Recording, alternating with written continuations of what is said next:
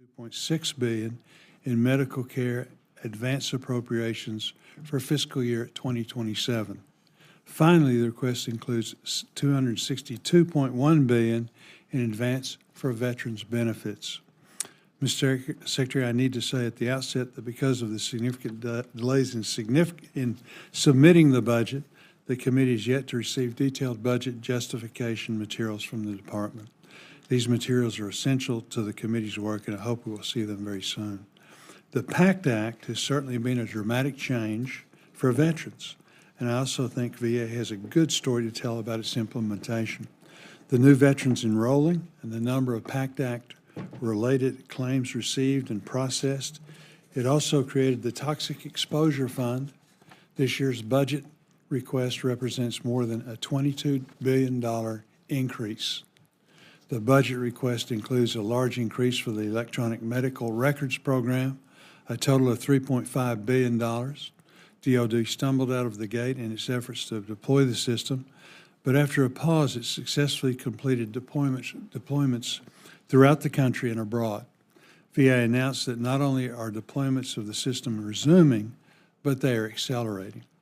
With well more than $12 billion of taxpayer money invested, it's time to start seeing a return on the investment. But given the difficulties experienced in the Pacific Northwest, I look forward to hearing more about how these deployed sites will be brought up to standard and how VA plans to execute the new accelerated deployments. Mr. Secretary, you've been in the headlines recently as the VA reviews the size of its workforce.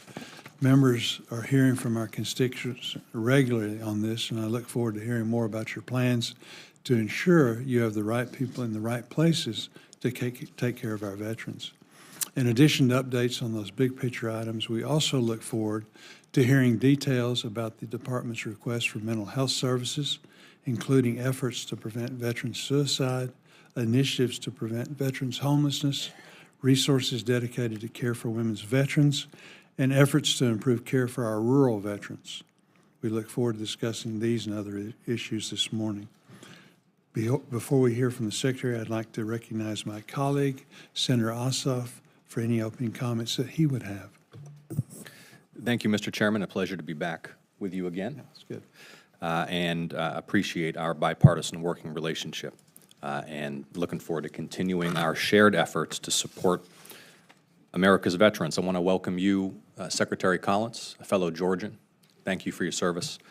And before we begin, as always, but particularly given events in the Middle East over the last several days, I want to express my gratitude to all of those who serve the United States with such courage and professionalism. I know we are all united in praying for the safety of service members, as well as diplomats and intelligence professionals who are overseas defending the nation.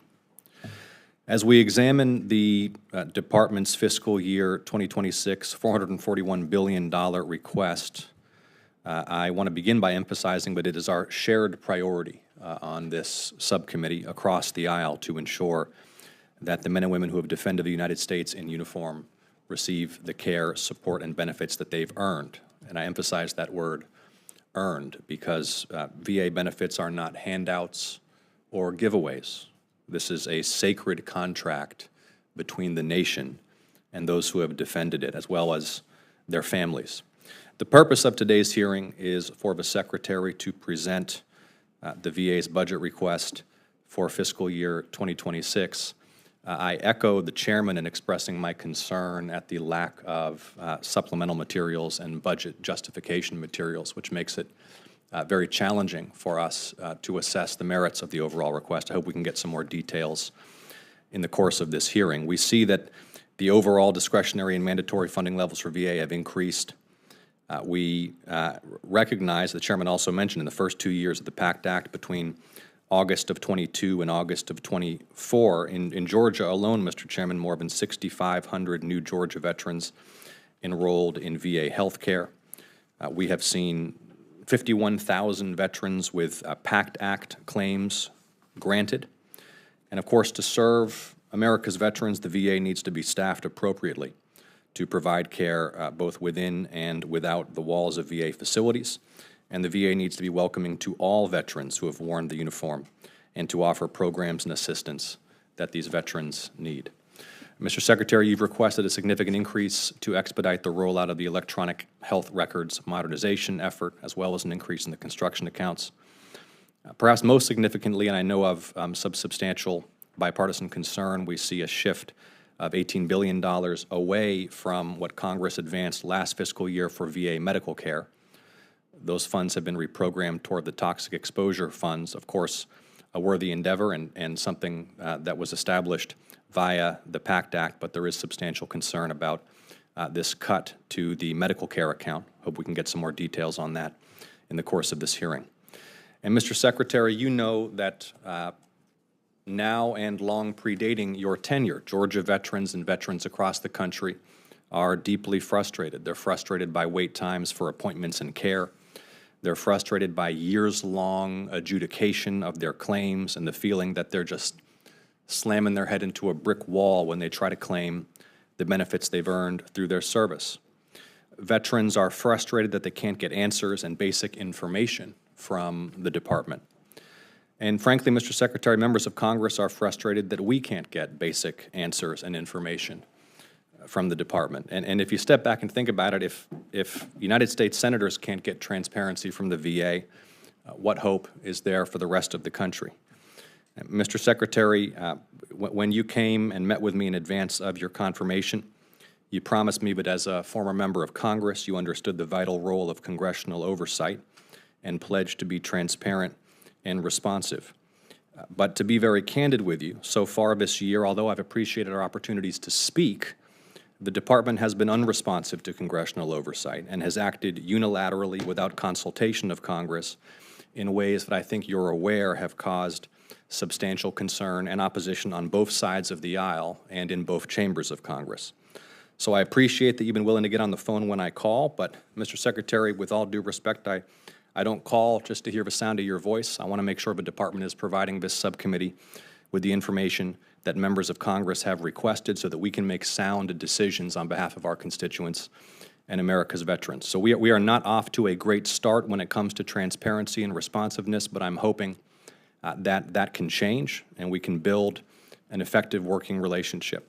There are a few core concerns where we need more transparency with respect to contract cancellations, the VASP program, staffing levels, the budget justification, supplementary materials that this subcommittee receives almost always in advance of this hearing, but which we lack today. And members of this subcommittee and members of the Senate, Mr. Secretary, are going to continue to ask for information about your plans and intentions and department operations, because as you know from your time in Congress, that's our job. It's what we were elected to do. We can't legislate just based on someone's word or promise. We have to verify and understand precisely what you and other members of the executive branch are doing. So today I look forward to hearing how the specifics of your FY26 request will ensure that, for example, clinical staffing gaps are filled. I also have some questions, as you anticipate, and we discussed yesterday, Mr. Secretary, about some specific Georgia facilities. I thank you for your service to the nation. Thank you, Mr. Chairman, for the time. Thank you. You're recognized, Senator Collins. Thank you, Mr. Chairman, Ranking Member. It's good to see both of you and also the other members that are here today. And Chairman, thanks for the opportunity. And Ranking Member, again, it's always good to be with a fellow Georgian. And there's a lot of things going on. One of the things is my first opportunity to come before this committee, and I've looking forward to it for a while, to look at where we're at, to take an assessment in about 4.5 months into my tenure, also into, roughly about halfway through the first 5.5, 6 months of the administration. And one of the things that I have found, and I expressed this to you before, is I've traveled about 17 states so far, 16, 17 states, about 60 facilities, and seeing firsthand what our VA is capable of, and what we're doing and the issues and the struggles that we have as an organization that for the years has had issues. And I think this is the thing that I want to bring out as we go forward. It's not a matter of what, if there's a problem, there has been a problem. And I think this transcends even, my time definitely as secretary, but even really coming into my time when I was in Congress for over 8 years. We've seen this in Georgia. We've seen this. I was here in Congress when the first issues started coming out of Augusta, Georgia, when it started coming out of Phoenix, when we have found the Choice Act. That's how we then came to the Mission Act. which then leads to a lot of where we are today. Now, some of the things that I have said before, and I want to say again, is that we are a very special group. We're the largest, of course, of all the federal agencies outside of DOD. And if you break DOD up, we're actually the largest single agency. We're larger than the active duty Army personnel-wise. When we look at that, and you look at the mission that we have and the silos that have been created many times in our hospitals and our benefits, one of the things I want to be very specific about is that we treat the best clients in the world. We have a very specific purpose. We're there to treat the veteran. And that became my core mission when we first started this, was to make sure that veterans were our center focus and not the organization itself. As a member of Congress, and as I'm hearing from both chairman and ranking member this morning, there is difficulty at times, and especially when 60% of your phone calls have to do with VA-related items, whether you're a member of this committee or not. That's a lot, and I've already said before that when 60% of the VA constituent calls have to do with VA, then that's a failure on our part. Somewhere along the way, we've not made it either easy enough or processed enough or give answers well enough to make sure that the veteran is getting what they have, and I appreciate what the ranking member said, earned. As one of those who has served for over 23 years in the Air Force and in the Navy as well, it is something that I take very seriously. It's an honor. It's not a gift from the government. It's an earned benefit when you raised your right hand. When we look at this, it has made me understand how much that we have to go and how far we need to get there. In the past, what I have heard when I was in the Hill and off the Hill is the issues of delays, wait times, and others, which, by the way, is also an interesting issue. And it's also interesting for us as we have to deal with the realities of our VA Medical Center, which is the largest healthcare system in the country, is that we're one of the few that actually take wait times and use them the way that we do. Most are doing with the customer satisfaction. They look at wait times and they vary because of the population they have. We need to make sure that our wait times for our veteran is something that they can get not only in our system, but outside of our system. Community care coupled with our direct care is something that is vital. It's what the Mission Act requires, and we're going to actually put that in purpose. We've not had that the last few years. We're actually putting a re-emphasis on it. I will hit more on healthcare, and I look forward to our health records management system. I think that's a great discussion we need to have. And, Mr. Chairman, you brought that up, and it's been brought up by the ranking member as well. This is vital to not only get our healthcare records management system up to date, taking what has happened and moving us forward in the future, because right now it is a problem with our community care, and it's a problem internally as well, because our system is not where it needs to be, using a system that is very outdated. I want to move real quickly to our disabilities side, our veterans benefit. One of the things that this morning we were able to actually announce that we have finished 2 million disability claims this year faster than has ever been done in light of all that is going on, and we're looking to be 14% higher over the year by the year end of processing disability claims. When I took over in February and January 20th, and when I came in the first week of February, was 260,000 of our backlog disabilities over 125 days. That number is now under 190. We've cut almost 71,000 off of our disability claims in a little over 3.5 months. What that does, it clears up our backlog, it gets our answers to our veterans quicker, and it makes sure they get what they want and what they need. Overall, the VA is this, and I'm going to end with this.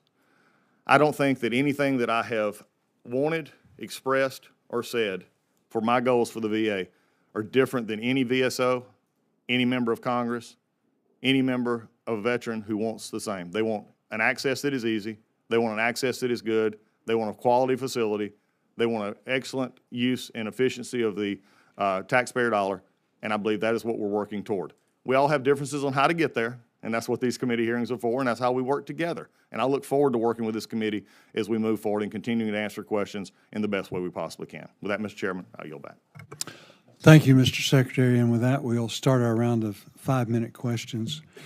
Mr. Secretary, last year's VA budget, which was not under your watch, last year's VA budget request took a great amount of risk with some of the assumptions it made. VA assumed it had sufficient carryover balances to avoid requesting a second bite for veterans' medical care, yet later told Congress that it had a $12 billion shortfall in those accounts, an amount subsequently revised to $6 billion. VA also told Congress that it would exhaust its benefits funding before the end of the fiscal year, prompting us to pass an emergency supplemental. Only afterwards did we learn that VA didn't actually utilize any of that supplemental funding. After the events of last year, the appetite for continued bailouts in Congress is extremely low. Mr. Secretary, how much risk is VA assuming with with this budget, and how confident are you that the data and assumptions underlying the request are sound? Mr. Chairman, I think that was one of the biggest issues that came up consistently in my confirmation hearings with the, the information that was given, taken back, moved forward. As we've all come to not rehash the entire episode altogether, there was assumptions made and also hirings and others that took funds, and there was a rapid acceleration that, especially in the VBA side, that took that money down.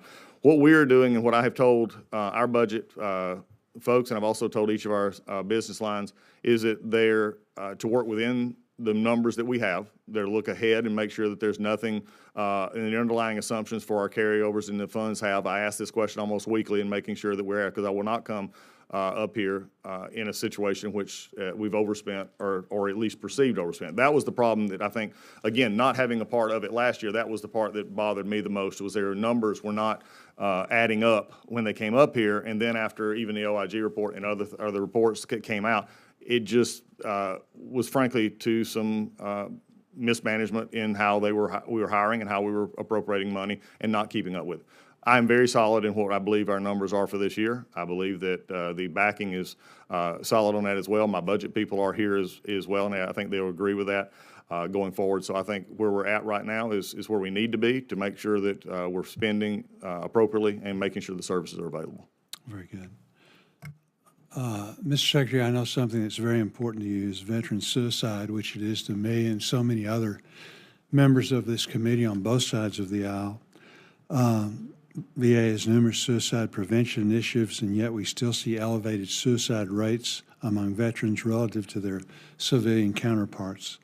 Can you discuss how the VA is approaching suicide prevention, and under your leadership, what current initiatives you believe are working to reverse these negative trends? Chairman, this is the one that really literally keeps me up at night if I think about this. And when I get the reports coming in from the field, especially when we have had death by suicide occurring on our own campuses, I get those notifications immediately. And then we have, what has happened since 2008 is a number that's not really changed. 2008, 17 to 22 veterans taking their own life. The issue that I have is we're spending approximately in the budget $588 million for prevention, what is called prevention, but yet we're still not seeing anything different. So what I'm looking at is a fresh new approach. We're going to look at how and of those numbers, 17 to 20 veterans, depending on the numbers you use, half of them have not had contact with the VA. They've not been in our system, in other words. So things like the Fox Grant program, which reaches out to organizations, which I encourage to be renewed this time. 95 organizations have been a part of that, and they're reaching out and helping veterans who are not necessarily enrolled in our VA system. They're bringing them in. I have also been reaching out to other organizations, going to different places, nonprofits and others, to say, how can we work together? Because at this point, I think the monies that you're appropriating, the money that we're trying to spend, goes to one thing, is that can we help a veteran not get to the point where they feel like they have to take their own life. But for me, it's just a complete relook at how we're doing it. We can't keep doing the same things the same way and expect different results. We've got to make sure that we're doing it differently. Very good. Senator Ossoff.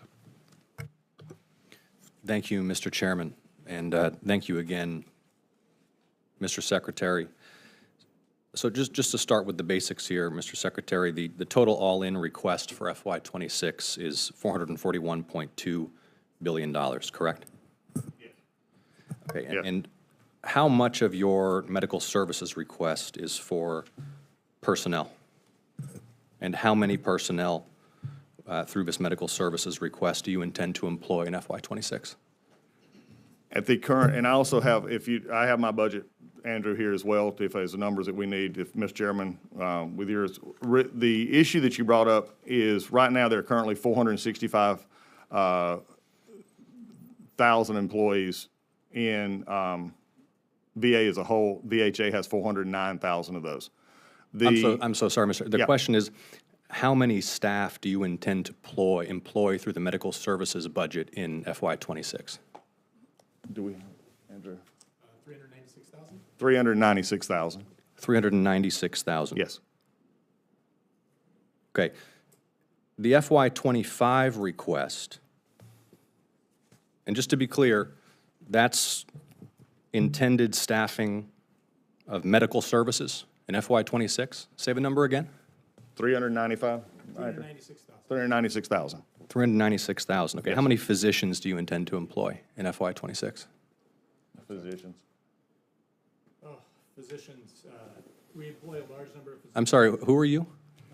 Andrew is our budget. Right now, we currently have 28,868 physicians. Yeah, so how many physicians do you intend to employ in FY '26?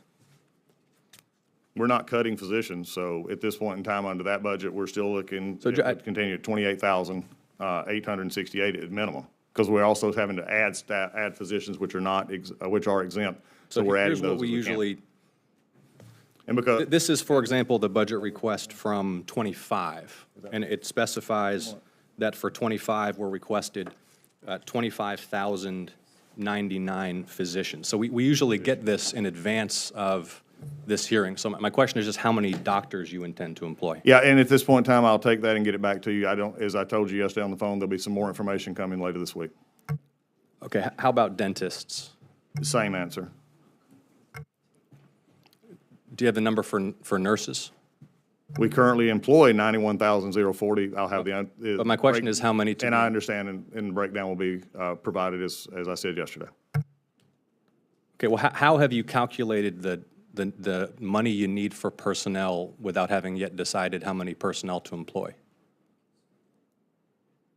In the breakdown of the budget, which right now is still going on, these are the numbers that we are using to go forward from last year's budget into this year's budget. And at this point, there is also a gap in how many we have currently hired and not hired. And so at this point, I'll have the numbers for you that we've not provided yet. We'll be providing those numbers. But you've proposed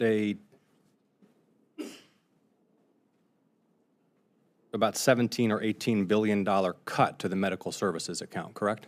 That is not, the president's budget makes adjustments to the funding that devote additional funding appropriate fund to community care. This is not a cut to No, total to funding to VHA. In fact, the total medical care budget grew by 17% to $24 billion. Not medical care, medical services. So here's your, Okay. just to be clear, I mean, the chairman mentioned this, we usually get I understand Yes. completely. specifies how many folks you intend to employ. We have a 26-page PowerPoint, but in that 26-page PowerPoint, here are specified about $17 billion in cuts to the medical services budget. So what are you cutting in medical services? Specifically, who are you cutting, since that's exclusively personnel? Again, and this is the issue that we have right now, and I'll just state this for either of us to go back in circles. We'll be providing more of those numbers, as I said yesterday on our phone call this week. So at this point in time, the numbers that we're providing are the numbers that we have at this point. I'll be happy to talk to you further about those later. And understand that's why we usually get these in advance of this hearing. I mean, I'm wondering if we need to reconvene having received the full budget request. Because the thing that is causing a lot of consternation is this proposed $17, $18 billion cut to medical services. I mean, and so today is the budget hearing where you justify the budget request. So how do you justify this cut to medical services, and who are you going to fire in order to pay for it?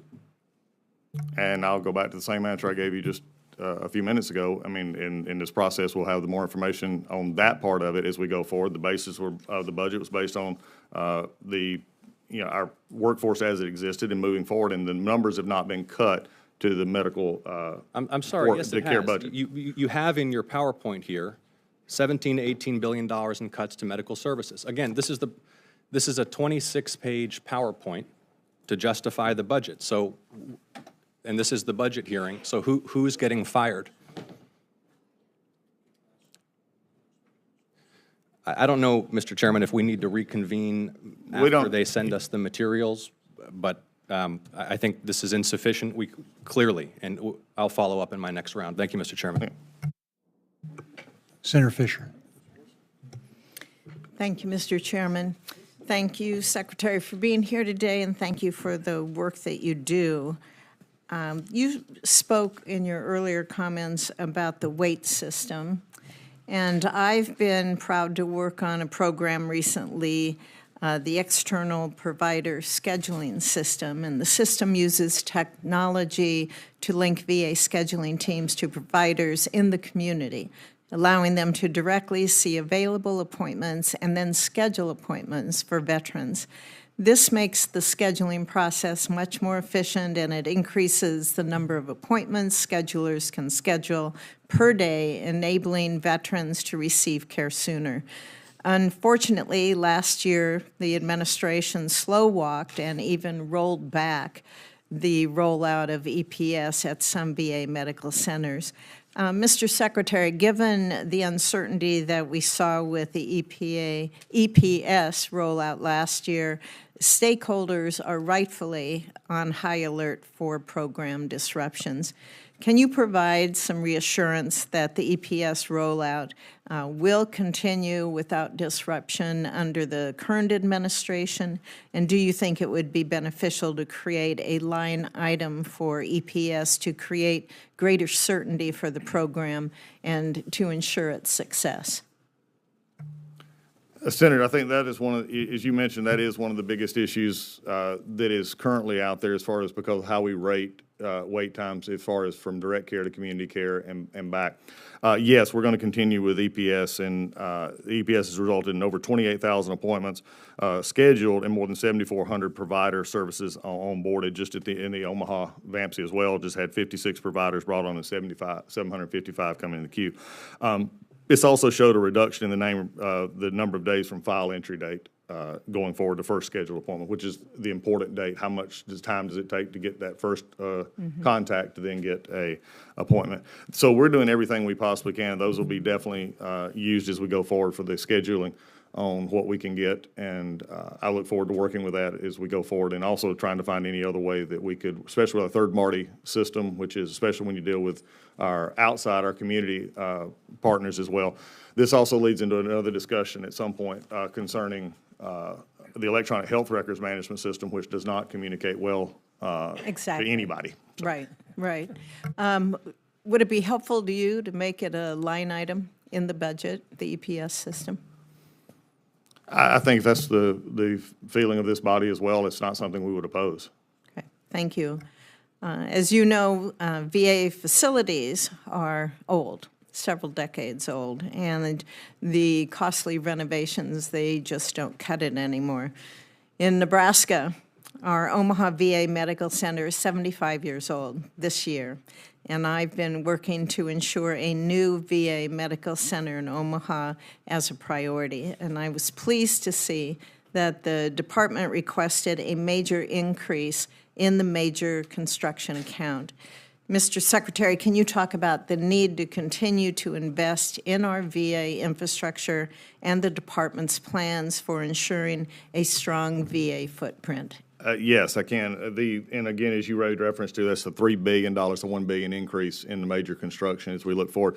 This also brings up a bigger issue, and I think this is for the chairman and for everybody here. When you look at our construction processes, and I'm glad to do, because most of our facilities, we're averaging about 60 years in age of these facilities. The problem we're having is, though, and being in, over the past few years, we've, especially in Congress, we've seen the problems of building facilities. We saw this in Colorado, we've seen it in other places, in the expanding cost of these facilities. Part of that is how we're funding these.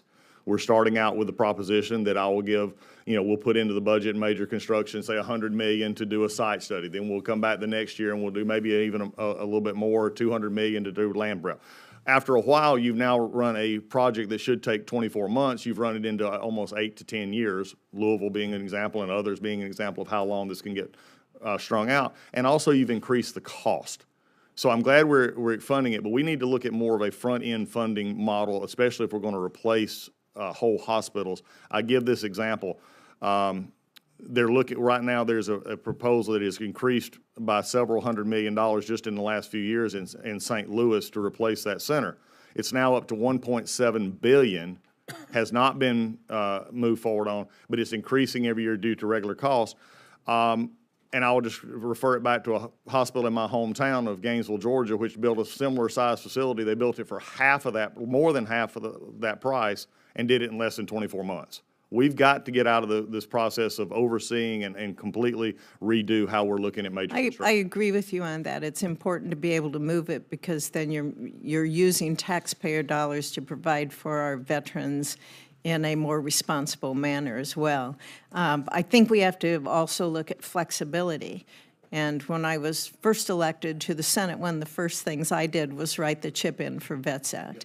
And we have had such success in the Omaha area with that partnership established with the community. So I thank the VA for being responsive in processes like that so we can continue to provide services to VA as we work to make better use of taxpayer money on the larger facilities that, of course, are also needed. So Will do. thank you, Mr. Secretary. Thank you, and we look forward to continuing support of the chip-in as well. Thank you. Thank you. Senator Hoven. Thanks, Mr. Chairman. Thank you, Mr. Chairman. Thanks to you and the ranking member for having this hearing today. Secretary, I want to start actually by thanking you. Seems to me that to run a very large agency like the VA successfully, you have to do a number of things. First, provide leadership, then build a strong team, and then empower them. And from what I've seen, that's just exactly what you're doing. And the example I want to point to is the Fargo National Veterans Cemetery.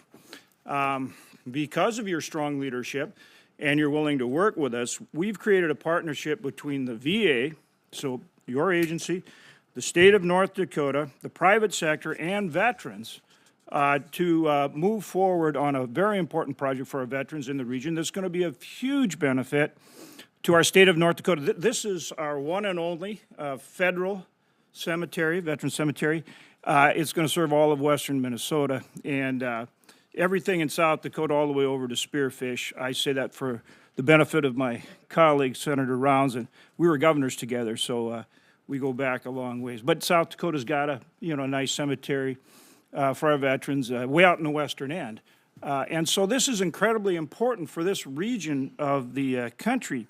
And you were willing to sit down and listen to what we're trying to accomplish.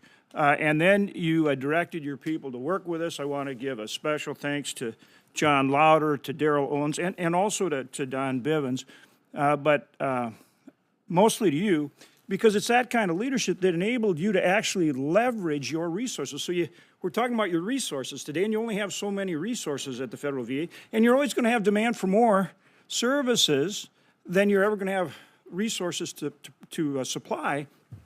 So here you are leveraging state and private sector resources in a very significant way to do a lot more for veterans where they really need the help. And so for the veterans and their families, they're going to now have a cemetery in the Fargo-Moorhead region, which is more than 250,000 people right there. And then you've got, as I say, that huge area that you're going to serve. And that doesn't happen without the right kind of leadership. And so big thank you to you, but also it emphasizes how important it is, and I want to very respectfully ask our colleagues on the other side of the aisle, work with us to get more of your folks in place. For example, the Assistant Secretary overseeing the cemetery, Sam Brown, he hadn't been confirmed yet. Don Bivens, who's the going to be your congressional person for the Senate, he hadn't been confirmed yet. You need these folks in place.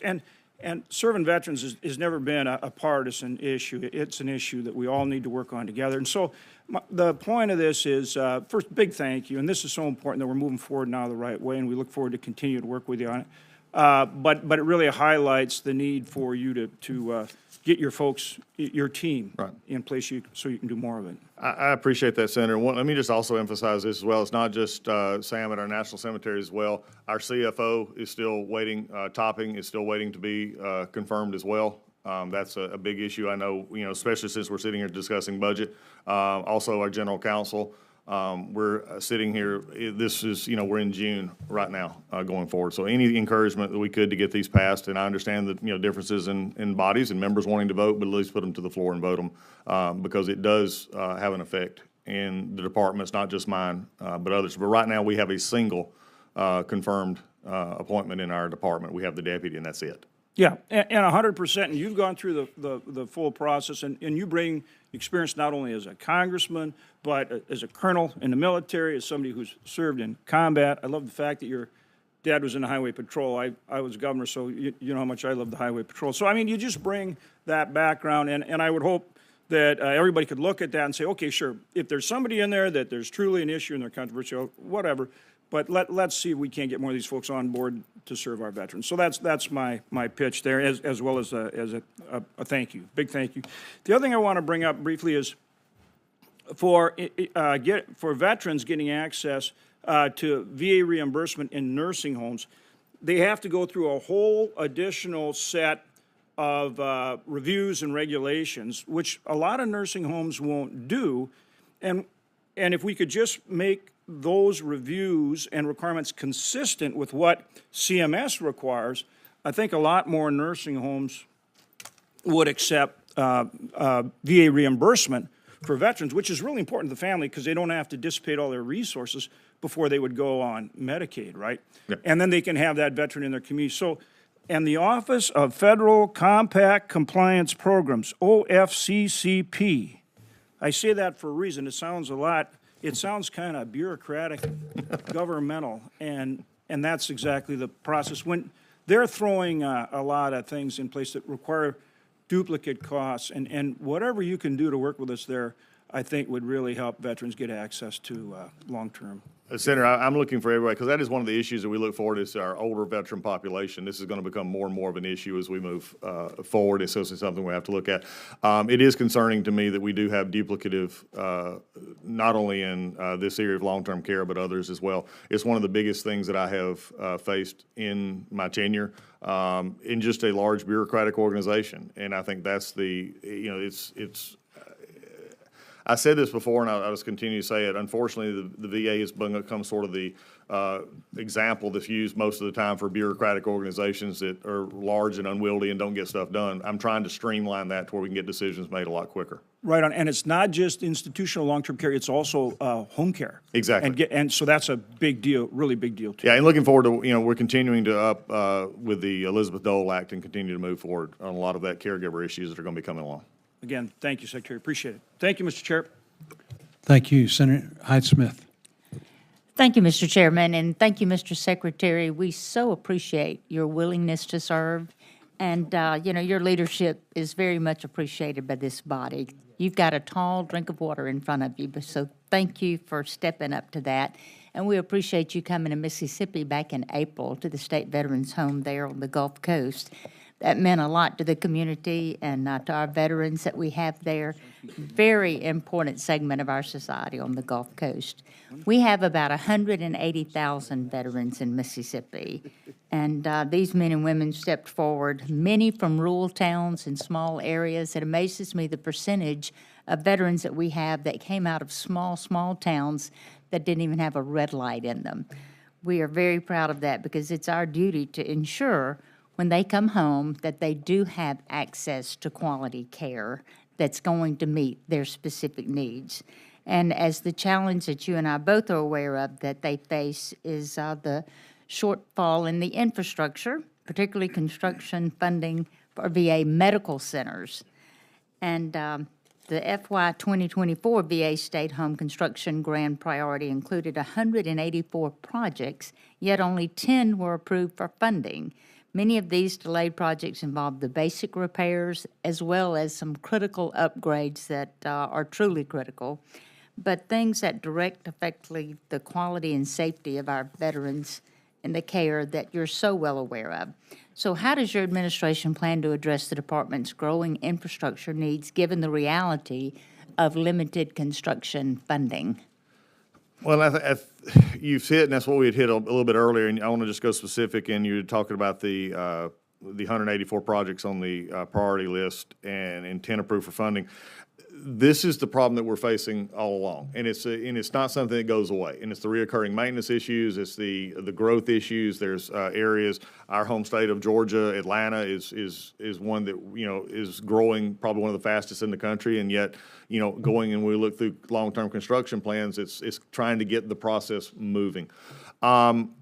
The big thing, and I would love to have both sides of the aisle help on this, we really need to go back and take a look at how we're doing long-term construction inside the VA, and it's going to come from statute a great deal, because we have, Corps of Engineer involvement, we've got major projects, we've got a lot of different things that really just throw a roadblock into how we are to get these projects done.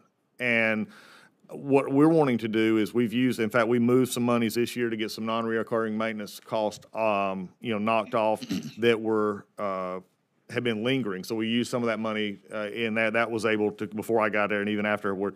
One of the reasons a significantly larger ask, we do have a larger ask, is because of in 26 was geared toward critical and safety needs as we go forward.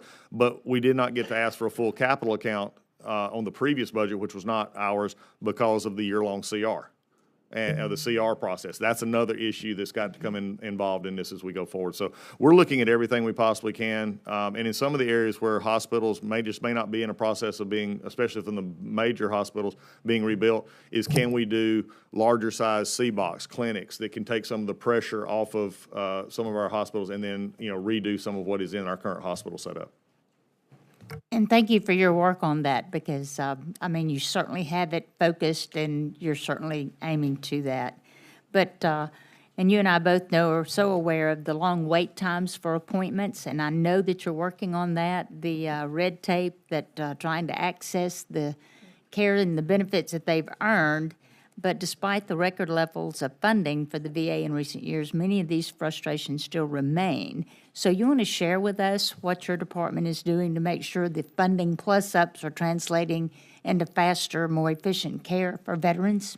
Well, we're looking at back now and also taking advantage of all the resources that we have. And I think that's been one of the issues that I've looked at in just the last few months is, are we using the resources given by Congress, not from just a dollar and cent standpoint, but also from the aspect of using our community care networks and using the balance that we have, especially in our growing areas, to make sure that veterans can get the care that they need quicker.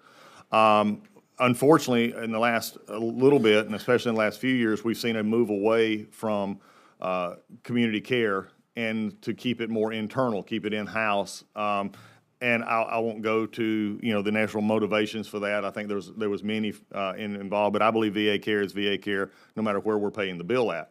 And because we're going to hold them to the same high standards. So we've got to look at it from a perspective of, are we using our community care partners, which sometimes are quicker than our direct care, and many times we're quicker in our direct care than our community partners. But in certain specialty areas, we also using the best medical interest standard now, which is also giving the doctor and the veteran much more of a discussion together on what is the best medical interest for that veteran to get that care quicker and in the process they need. Yeah, and we're seeing results there. Yep. I certainly appreciate that. Thank you, Mr. Chairman. Thank you. Senator Murray. Thank you very much, Mr. Chairman, and our ranking member, Senator Ossoff. Good to work with both of you on this really critical committee. Secretary Collins, you are charged with making sure we keep our promises to our veterans. And I will tell you, as the daughter of a veteran, one who had great need for the VA benefits, I take this work seriously. Now, Mr. Secretary, I know you hate scaring our veterans, but here's what I know. When you fire thousands of VA staff with no rationale beside Musk said so, that really scares veterans.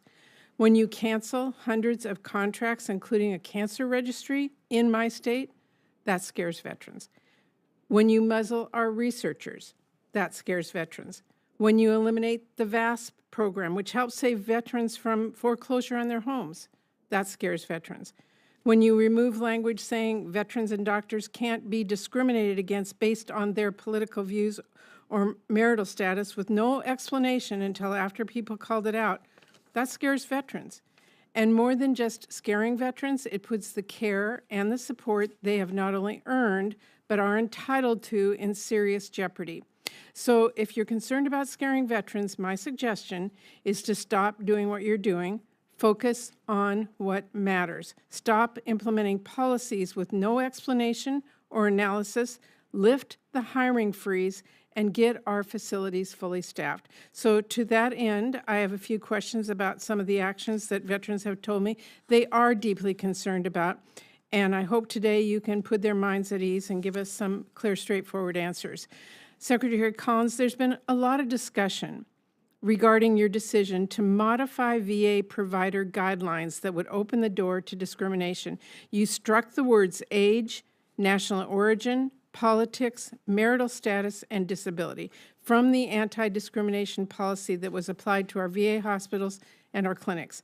When you changed the guidelines and removed the words making clear when discrimination is not tolerated, what you actually signaled to veterans across the country that they may be actually denied the care that they need. So, Mr. Secretary, if you insist these categories are already covered by federal law, and therefore your changes do not provide openings for discrimination, will you commit then to reinstating the previous policy?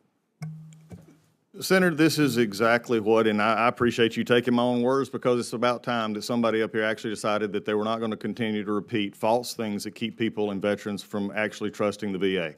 And by bringing this up again, which was a Guardian article, which, by the way, 2 major publications, the Post and Times, others who looked into this said there's nothing there, but the Guardian, who wanted clickbait, decided to run with something, and then it was amplified, is scaring veterans. And if they're concerned, because also, you took understand words something, no, out. let me finish this, because this took is important. words out. Because I've been accused of this. It's not scaring. Nothing was changed that actually affected it. This is the problem we're seeing. Title V USO Code 2302 prevents discrimination based on marital status, political affiliation. 7102 participation rights and barring interference with those rights, all there. VHA Directive 1019 governing all medical services provided by VA and prohibits discrimination on the basis of marital status or political affiliation.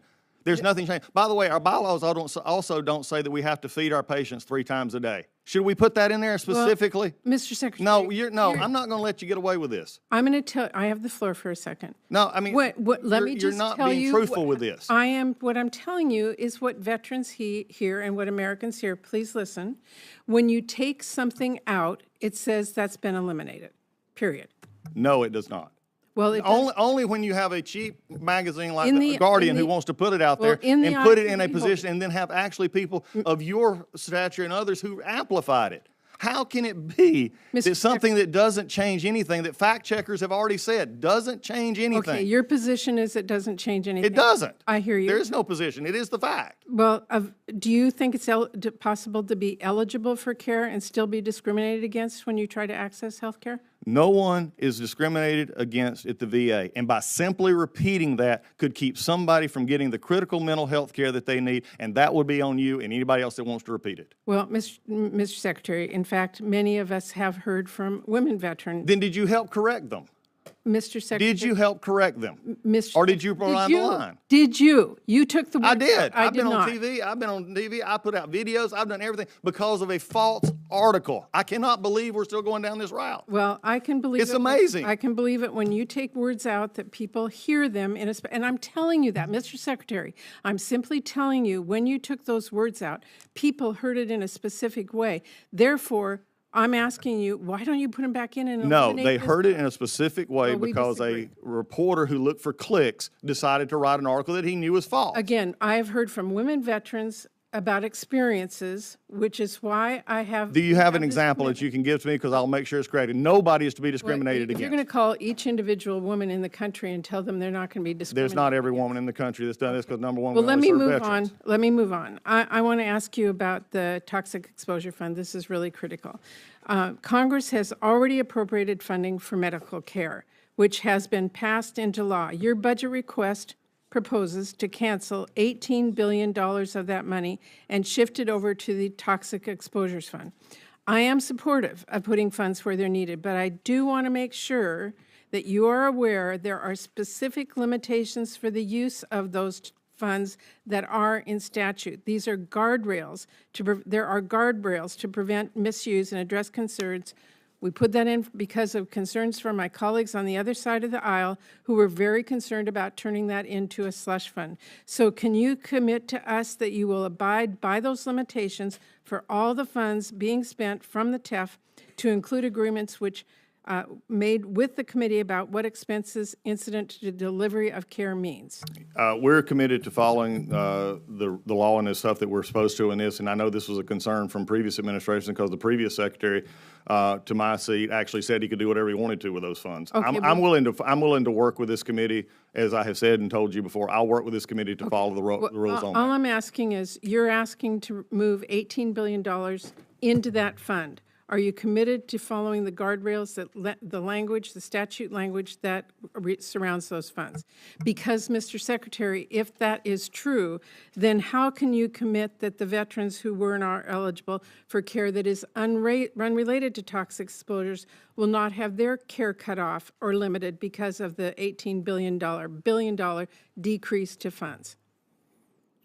Because as we look at our budgets and we take the monies that are coming in, we're going to meet the needs of the veterans who come before us.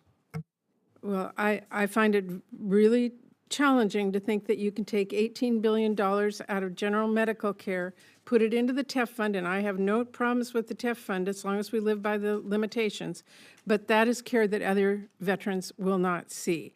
And let me just ask you, Mr. Chairman, if I have time, one final question. I have repeatedly raised concerns over the direction VA is taking with the research program. And now it was reported that VA officials are ordering physicians and scientists to not publish their work without seeking approval from Trump's political appointees. According to a VA official, this policy is specifically in place to prevent, and I quote, negative national exposure. So, Mr. Secretary, if a research finding would advance veterans' health but does not align with the administration priorities, will you allow it to be published? I'm not familiar with the question you have and not going to answer a hypothetical, but I don't foresee anything. We've not done anything to restrict our researchers in going forward. Well, this is on your website. Okay, we're not restricting our researchers.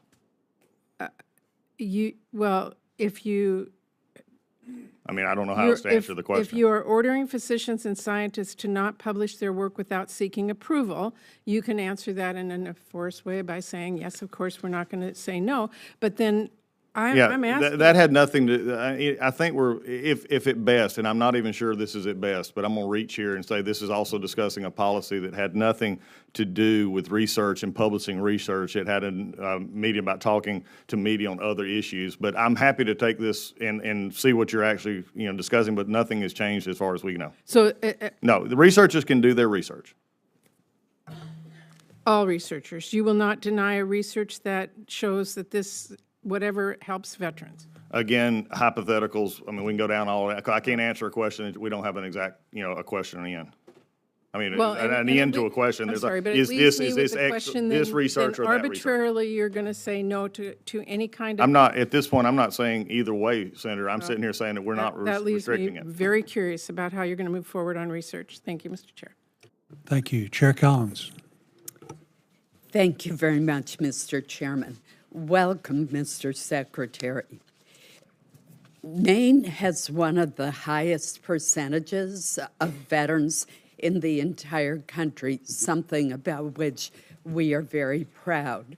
We are also one of the most rural states in the country. So the work done by the Office of Rural Health is essential in our state and other rural states. The VA received $15 million in fiscal year 2025 to support the Highly Rural Transportation Grant Program, yet many rural veterans in Maine still lack options for getting themselves to the VA Medical Center in Augusta. Just to give you an example, from my hometown of Caribou, Maine, it is an 8-hour, 500-mile round trip to drive to get to the Togus Hospital, in the VA hospital in Augusta, and back. Current rules are really strange.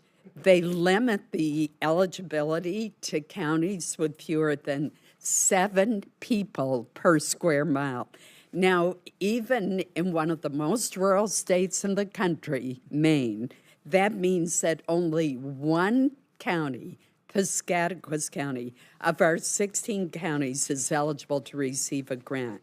So I joined with several of my colleagues to introduce a bipartisan bill that would change this formula and expand eligibility for this grant program.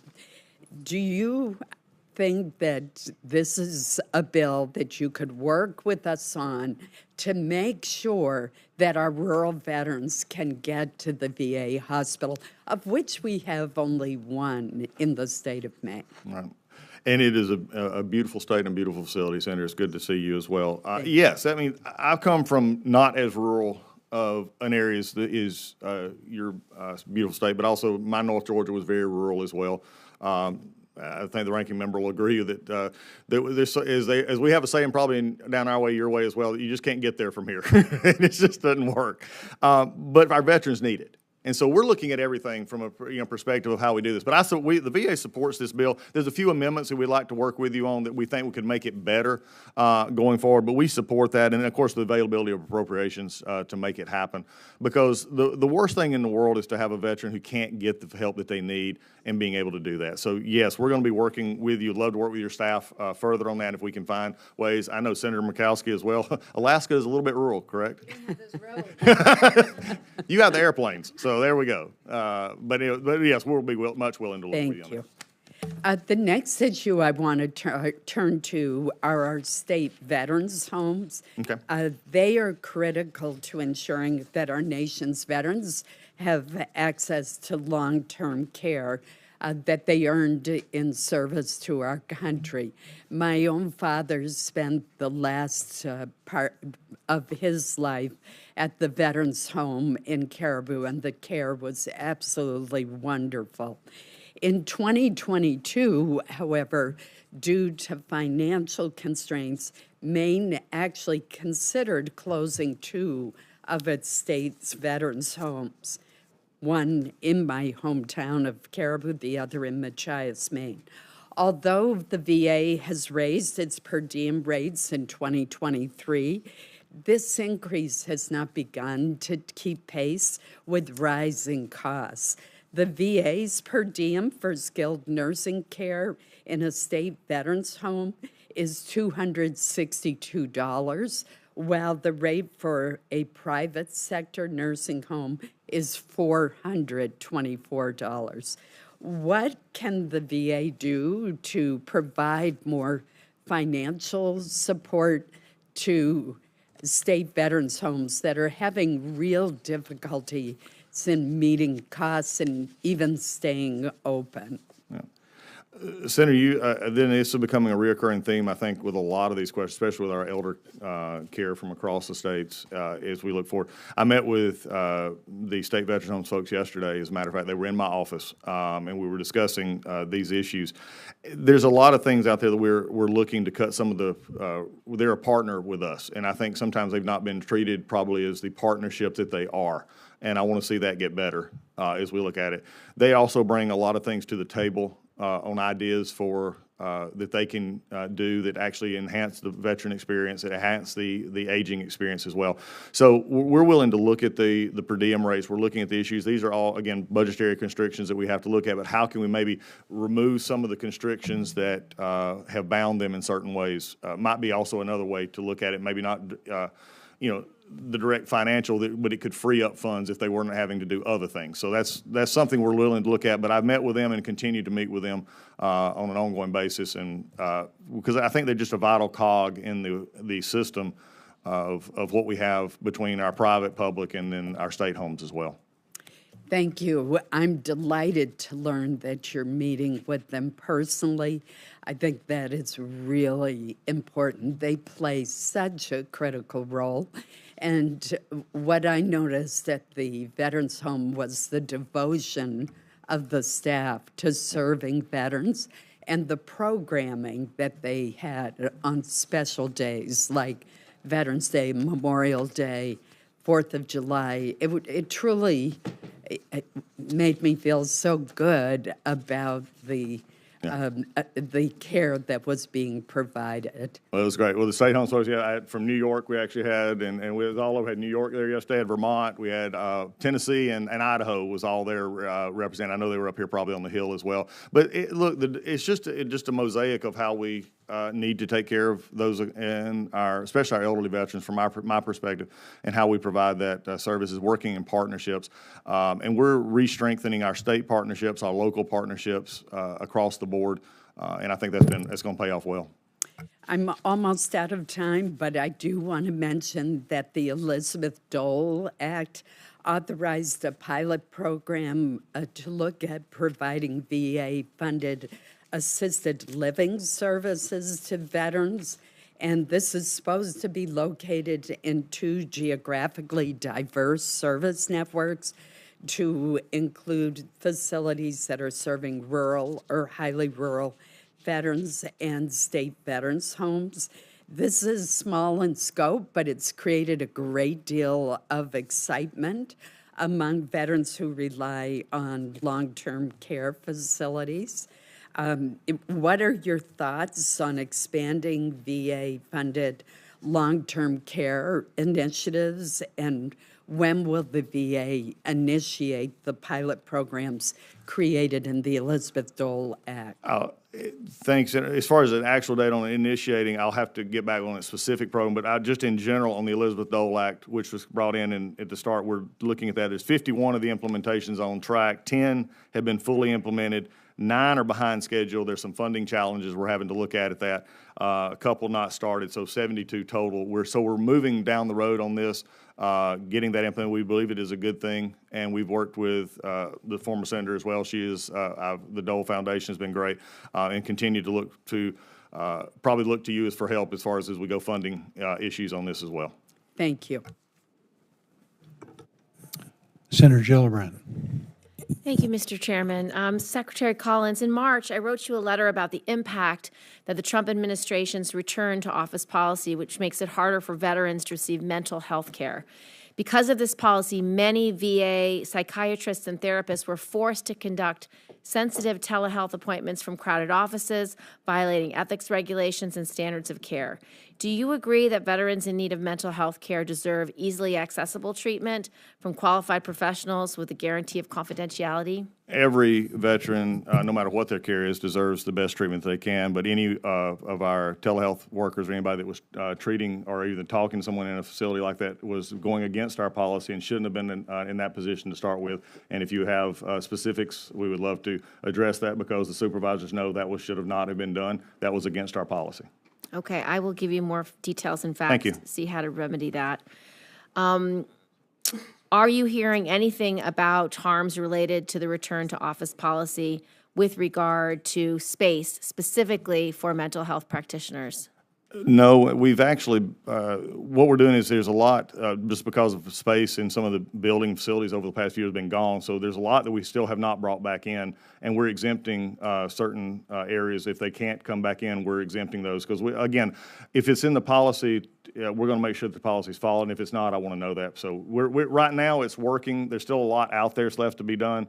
But we're making this adjustment because we want the best health care. We also want the employees to have the best workplace. Well, I would urge you to look specifically for the mental health providers, because when they can offer their counseling services from home, it's entirely confidential. There's no one in the cubicle next to them. There's no one overhearing the problems. Yeah, and I agree with that. And as someone who is a chaplain in the military, whose confidentiality issues I've known a lot before.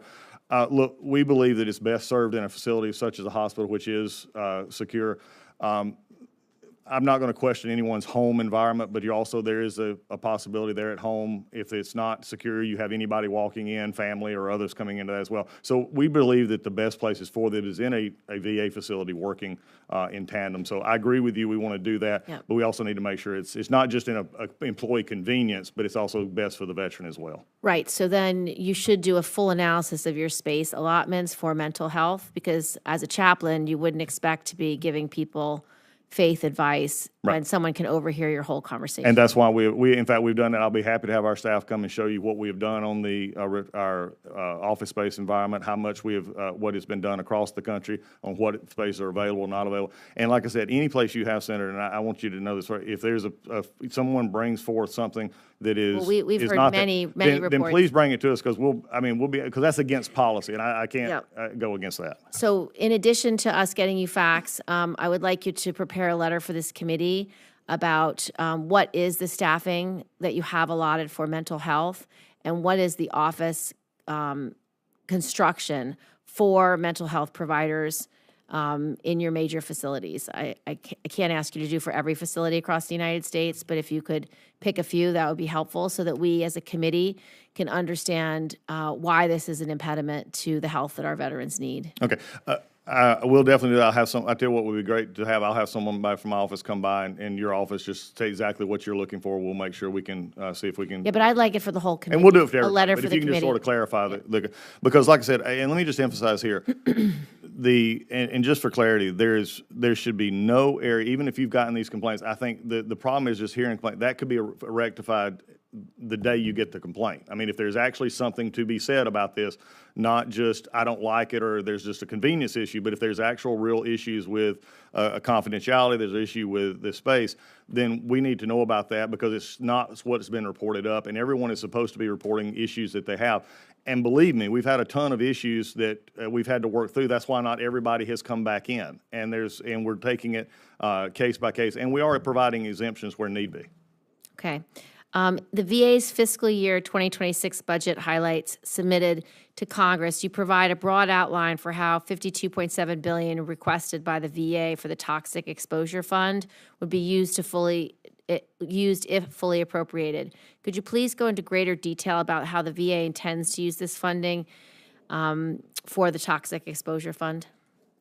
We will be providing the committee much more in-depth on that. That is, as you know, the delay in the year, and we talked about this with the chairman and the ranking member earlier. We'll be providing more of that to come after this, and be happy to discuss it further. Thank you. Thank you, Mr. Chairman. Thank you, Senator Murkowski. Thank you, Mr. Chairman. And Secretary Collins, welcome. Thank you. To follow on Senator Collins' comments about our rural veterans, you kind of pointed out that Alaska's in that same bucket. I'm just going to say we're bigger, we're badder, we're just more complicated, as you know. And we're very proud to host more veterans per capita in Alaska than anywhere else out there. And so how we do outreach to our rural veterans has long been a challenge. You and I have had an opportunity to talk about that. But it's everything from traveling the long distances. We're not going to be able to put that veteran in a car more likely than not. It's going to be travel that requires flying. It may be trying to access them through telehealth, but when you have limited broadband, that's a problem. Then we have shortages of local health care providers. It's complicated in many ways, but all of our veterans deserve this care, and I think we recognize that. So know that I, along with Senator Collins, am very interested in any strategies that you are looking to advance to maintain and expand services in our rural communities. I have talked about establishing an outreach program that would send teams to rural areas that are off the road system to just kind of let them know about their benefits, about the services that are made available. We can't necessarily do everything, but we can at least let you know this is what your VA can do for you. And I would hope that you'd work with us to support that kind of an event. I definitely would, and if you allow me to expand just a minute on that. I think this is one of the issues that I want us to break out of the model in many ways, and I say this in a very generic fashion. I want us to break out of the model that everything has to be the way we've always done it. Right. We have to go to a brick and mortar. We have to go to this. There's a clinic. We have one of the things, and it just highlighted recently, we had to close our ambulatory clinic, and this has not a rural issue, but it sort of applies to the issue. We had to close our ambulatory clinic in L.A. because of the riots and other things going on in L.A. We had interrupted almost 1,800 appointments, and some were telehealth, some we were able to move to others, but for the most part, we had folks who aren't getting care. very familiar. If you were in the middle of a rural state or Alaska or anywhere else, you're not getting.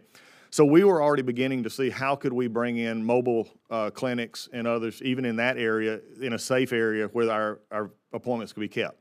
So for me, if we have those kind of resources, can we do those in states such as Alaska and others, is instead of always just defaulting to something, as you said, like a telehealth model or a visiting doctor, maybe have regular roundabouts like we have that have our health teams go out with these mobile vehicles that could actually do and provide primary care and others. And of course, they need to go elsewhere. We could do that. I think I'm willing to think outside the box to do that. It could work in a very rural state. It could work in a state like, New York, Georgia, anywhere else.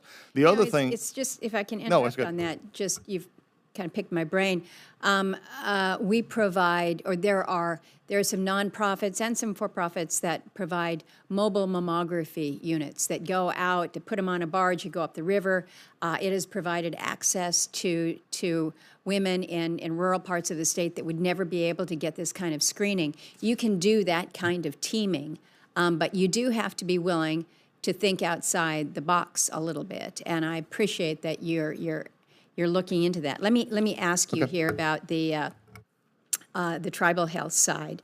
I'm pleased that IHS and VA have entered into a reimbursement agreement as we're trying to figure out how we access some of the unique challenges in VA services. Office of Tribal Government Relations. This is an office that has proven to be important. I would like to know if you think that Government Relations Office will continue. And then the VA Advisory Committee on Tribal and Indian Affairs. This is another VA advisory body. This is under review. Know that the committee really does play a vital role in ensuring that Native voices are represented when VA policies are developed. We think that it's good. It helps to advance culturally competent care, strengthens tribal consultation, and helps the VA fulfill its commitments. So I don't know if you can give me an update on the current status of this committee and whether its work will continue uninterrupted, and then if you can share with me whether or not you think the Office of Tribal Government Relations will continue. Yes, that's an yes to both.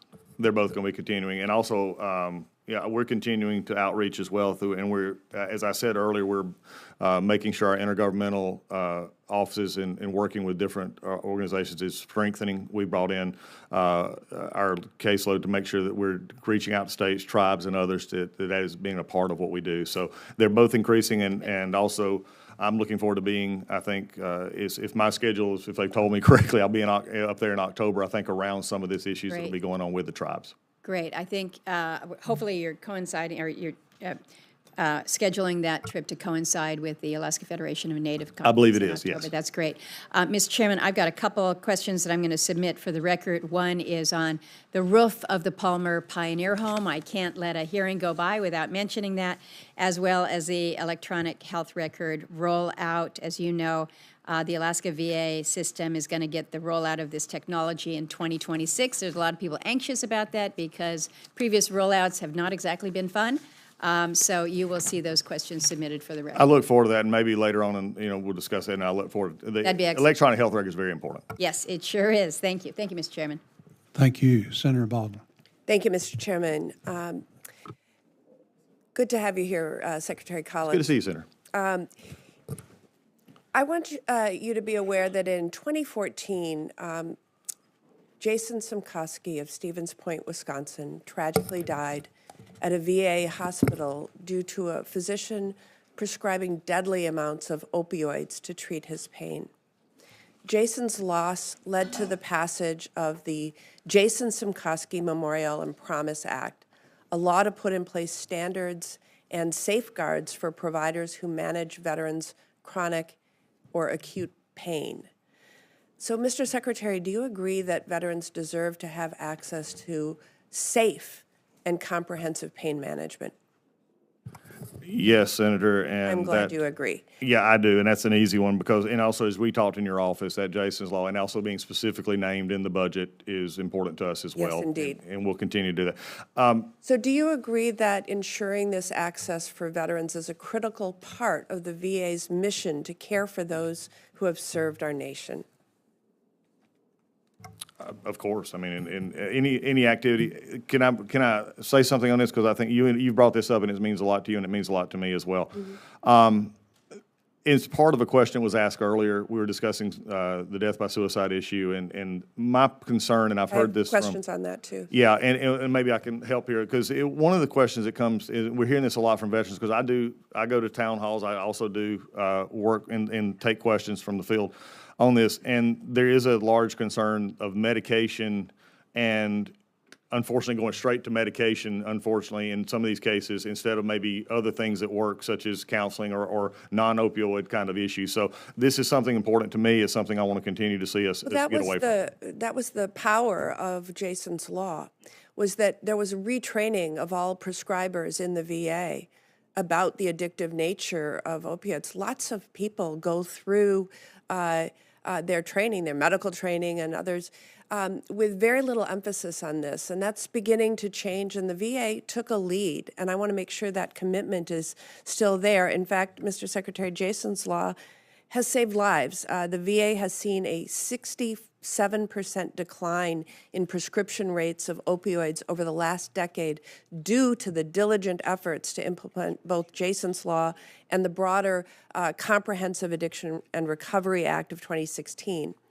But I want to talk about the focus at the same time that we're seeing staff reductions. So the law requires each VA medical facility to have a pain management team. A recent Inspector General report identifies the need for additional oversight and coordination from the office that manages this program, and also describes obstacles to hiring pain management staff, including delays in the hiring process. So, Mr. Secretary, I want to ask for your commitment to work with me and this committee to improve veterans' access to safe and effective pain management. But I'm struggling to see how that will be possible given your request to reduce staff by over 2,000 in the fiscal year 26 budget and your earlier comments that total staff at the VA may be reduced by 15%. You've insisted that clinicians will not be impacted by your staffing cuts at the VA, but the 83,000 staff you plan to eliminate will have to be drawn from program staff, oversight staff, administrative staff, and other support personnel. So, Mr. Secretary, how do you plan to continue to make progress on the implementations of programs such as Jason's Law, and how do you plan to protect veterans' rights to safe and effective pain management if you intend to reduce the administrative staff who run these programs? Well, Senator, I appreciate the concern. It's the who we do, and I think this is the issue here, and I've said this all along, not in this committee because I haven't had a chance to be here before. The 83,000 number is, you put out anything from an administrative perspective, was a total look, by the way, which right now there is nothing going on in RIF as far as this goes. It has been, the courts have held that up, and we're not doing anything in regard to RIF, and no one has been let go. The issue here is, you brought up several issues that I have. This is direct care and oversight and management of our patients. This is something we've always said is not a part of anything that we're looking at to get rid of, because it actually makes a difference in the lives of veterans. You've made that very clear, and I've made that very clear as well. So again, part of the issue here is when you look at a restructuring, and I'm not sure, and I've listened to the bodies up here, and I've been a part of it. I don't think anybody would say, because I have both sides of the aisle saying we need to be more efficient at the VA. There needs to be, better use of our money. All of that has been true, and all the things we're saying. But I've also made the commitment, because we've exempted 350,000 positions at this point that are not even discussed in any of the things that we're actually looking at for direct patient care. So you have my commitment that we're going to continue to make sure these jobs are protected. And I do want to, I know we're out of time here, but I just wanted to take one last thing. I'm also struggling with the issue of hiring, not in the sense of hiring freezes or anything else, because doctors and all these can be hired right now. We can get that done. part of our issue is twofold. Number one, we have a very onerous process of bringing people on as compared to private and public medical centers. We've got to get better at that. I've talked to our VHA folks about that. That is one of the things that we've got to do. The other issue, and I would, from the chairman, ranking member, and anybody else here, we have a real issue on a caps for doctor and nurse and other pay. This is something I'm bringing as a secretary, but also someone who's, sir, I need us to look at that because it is very much affecting in markets such as growing markets of Georgia, Florida, Texas, others. I mean, I have professionals who can go down the street basically and have $300,000 to $400,000 starting salaries. It's hard to compete in those kind of environments. So I'm very sympathetic to what we're having here and what we're having to do and get this. So I would love to partner with you to continue this process because I do believe opioid hit very hard in my state and very much in my congressional district at the time. And so it's something that's very much I want to continue to work with you on. I would just add one comment about the recruitment and retention of physicians and nurses. I've heard from a lot of the practitioners in VA practitioners in my state that when they begin to be doing the jobs of several others who have been dismissed, nurses doing the work of CNAs, and if they want to start an IV, having to also do the logistics of getting the IV pole and the IV. Right. They're doing the work of several people beyond the additional overtime implications of their job. And so working conditions as well as salaries need to be looked at. You don't have to comment. No, I just wanted you to hear that and I from appreciate me. that, Senator. But I need to comment because it's not been let go. We're not firing anyone. So, I mean, for them to say You're firing the people underneath. who no, we're not support firing them. anybody. I mean, it's not from RIF. It's not. If they're being fired for a cause issue in the facility they're at. They were let go, and I'm talking to the But nurses they're not from things that we've done. since you started. No, I mean, tell me where they were because it's not happening. I mean, the RIF was. Be the happy RIF to has been follow up stopped. with you with the examples. If they've taken early retirement, that's not firing. They're not there, and so you have to Okay, face that in order to keep your nurses and appreciate it. doctors Senator, I'll be who happy to aren't work being with you. supported. I'll be happy to work with you, but there's no one being fired. They may have left for other reasons, but they're not being fired. Thank you. Senator Peters.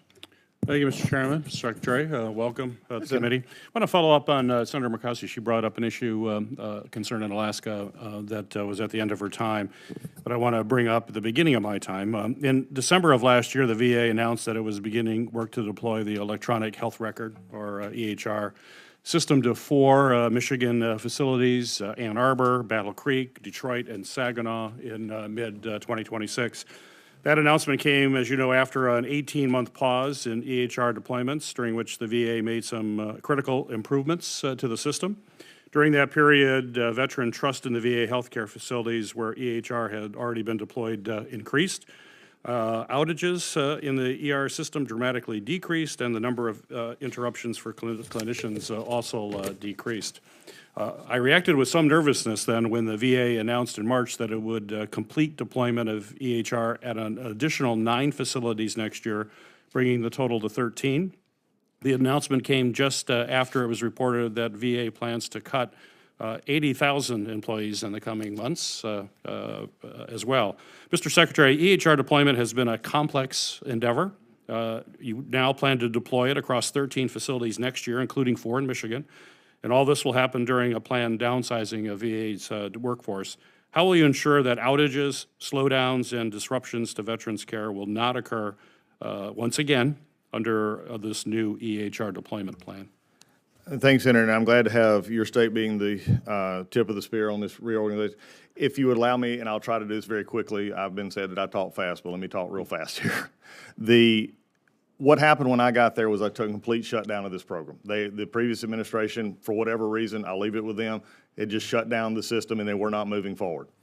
When I came in, I promised the committee when I was confirmed that this will be something we were going to look at. So really what I did was in my first week, I took our staff that were working on this. Dr. Neil, he has been the head of it for a long time. We sat them down. I said, okay, what's the problems? The next day, I brought in Oracle, who is handling the implementation here. And I sat down, okay, so what's the problems? Where we can do this? There was differences of opinion. The next week, I sat them both down, basically had a match in which they went at each other, complaining because they never were talking directly to each other.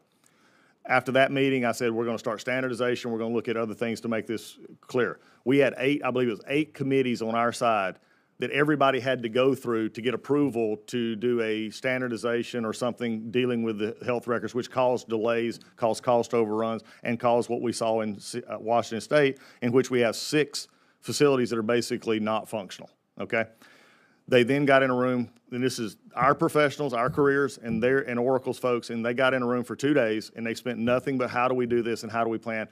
And what happened was we come back from our position and says, like, standardization, we're going to take the Oracle standardization for coding and those kind of things, and we had about a 10% gap to where VA would have our uniqueness, which we have that other hospitals don't.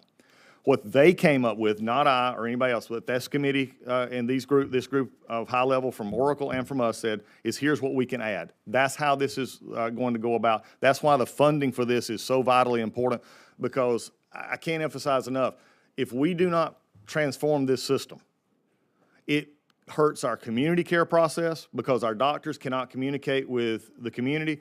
Our doctors internally, if we go back to what Senator Baldwin and I were talking about retention, you're using a system that's costing us literally hundreds of millions of dollars that's used nowhere else in the world except the VA. So we need to move forward on this. I do believe we have a path that is safe, that is effective, and will be cost effective because Oracle understands that they've got to provide this. They're now in the position of a vendor again and not anything else. So I apologize for the long answer, but I need you to hear it. We do want to have more efficiency, but you have to make sure we don't have undue disruptions. Last month, in my role as ranking member of the Senate Homeland Security and Governmental Affairs Committee, I released a report showing that the 19 inspector generals fired earlier this year by President Trump identified billions of dollars more in potential savings to taxpayers than the Department of Government Efficiency, or DOGE. They did a much better job of what DOGE did, and yet they were fired. The report found that the VA IG, Michael Missel, before being fired, had over $6.5 billion in the monetary impact and the potential for nearly $1.7 billion more in savings if the VA were to implement all open recommendations from the VA OIG. That's a 28-to-1 return on investment, one of the highest ROIs of IGs all across government. VA OIG successes are widespread, and just as one example, along with Michigan Attorney General, the VA OIG investigated an individual who was ordered to pay back nearly $500,000 for posing as the spouse of multiple deceased veterans and fraudulently attained benefits. So, Mr. Secretary, I think we can agree that this is in the taxpayers' interest to continue to implement these recommendations. Will you commit today to doing all in your power to continue to implement the remaining open recommendations from the VA OIG and encourage the IG's office to continue each of the investigations that were ongoing when the IG was fired by President Trump? Yeah. And turning to the FY26 budget proposal, I'm certainly disappointed to see you're going to cut the IGs by 10%. And I would hope that you understand how important that office is to reducing fraud, waste, and abuse. So if you could address both of those issues. Yeah, we look forward to working with them and have they will have the adequate resources to do what they need. And I look forward to continue working with them. I made that clear in the acting. We have a regular meeting with the IG, and we're going to implement the proposals because, again, to be efficient and to be a part of this system, we need to be it. So you have my commitment to continue. Great. Thank you. Thank you, Mr. Secretary. Thank you, Mr. Chairman. Thank you. Senator Haggard. Thank you, Mr. Chairman. Ranking Member Ossoff and Secretary Collins, welcome. Turn this on, it might help a little bit. Secretary, as members of Congress, we've got an obligation to uphold promises made to America's service members. The men and women who have protected our nation and defended our freedoms through their courageous service and tremendous sacrifice. While many issues demand our attention, few of them are as important as the responsibility that we owe to our veterans. I hear regularly from veterans in Tennessee and their families, and I suspect you're hearing the same thing nationally, that the transition to civilian life is still too often plagued by inadequate support, bureaucratic delays, and frankly, a failure to deliver high-quality care. This committee's consistently increased the funding for the VA, demonstrating our deep commitment to veterans. However, and despite years of increased funding for the VA, the investment often fails to meet expectations. Wait times are too long, care quality varies, and bureaucratic hurdles have only gotten worse, not better. Secretary Collins, I appreciate your acknowledgement that reform is necessary. You and I would agree that making targeted, pragmatic cuts to wasteful and non-critical VA services without compromising direct benefits or quality of care is both necessary and achievable. And let me be clear, these goals are not mutually exclusive. Supporting our veterans requires more than just throwing funding at the department year after year. It requires accountability, effective leadership, and real results. Every dollar appropriated should translate into real improvements for those who are served. For far too long, veterans have asked for the VA that's more efficient, more accountable, and more transparent, and I think it's past time that we deliver on that promise. We must build a system that works for veterans, not against them. I want to thank you for your leadership and your commitment to the critical mission of strengthening the VA. Mr. Secretary, you've been in position now several months, but could you just walk me through what you saw your first day on the job in terms of how veterans were being treated? I think at the core of the veterans, and Senator, I appreciate you and our relationship of working together. I think what we've seen is a veteran employees that want to do a good job. I think that's the overwhelming sentiment. I think over time, though, any organization that becomes a little more focused on its own organization loses track of its mission, and that's why I say we put veterans first, not the organization. Yes.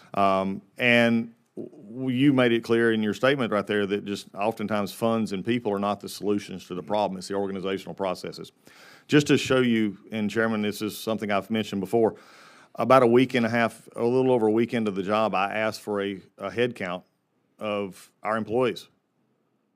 Our HR person couldn't give me one. You got to be kidding. It took a week and a half to get a head count, and we didn't have it. That's amazing. About a week or so later, we were trying to double check this, and we went to payroll and said, okay, well, we at least can find out from payroll how many we're paying. They came back with a number of 230,000. Well, obviously, right off the top of the head, that's not the number we have. And so come to find out is when it was supposed to all be consolidated, and I think this committee and SVAC committee and others would have known this, when it's supposed to be consolidated, there was a permissive attitude that if you don't want to consolidate, that's okay. And we had about 60 facilities that were still doing their own payroll, which accounted for almost half of our employees.